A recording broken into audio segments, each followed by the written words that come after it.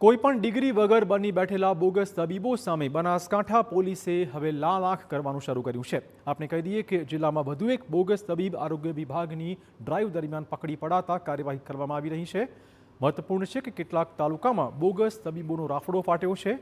લોકોના આરોગ્ય સાથે ચેડા કરતા બોગસ તબીબો સામે આરોગ્ય વિભાગે અઠવાડિયાથી એક ડ્રાઈવ શરૂ કરી છે, જેમાં ખાસ કરીને અંબાજી, દાંતા, હડાદ, અમીરગઢ અને વડગામ જેવા વિસ્તારોમાં પોલીસે ઝુંબેશ શરૂ કરી છે।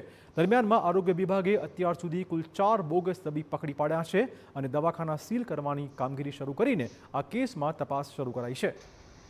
સૌથી નવાઈની વાત એ છે કે કેટલાક બોગસ દવાખાનાઓમાં મોટા પાયે એલોપેથિક દવા તેમજ સરકારી પીએચસીમાં ન હોય તેવા સાધન પણ મળી આવ્યા હતા।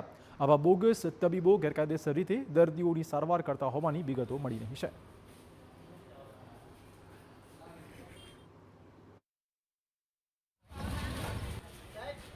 ડિગ્રી વગરના ડોક્ટરો બેઠેલા છે, તેમના ઉપર કાર્યવાહી તપાસ કરવાની, સરપ્રાઇઝ વિઝિટ કરવાનું, એ બધી કાર્યવાહી ચાલુ છે।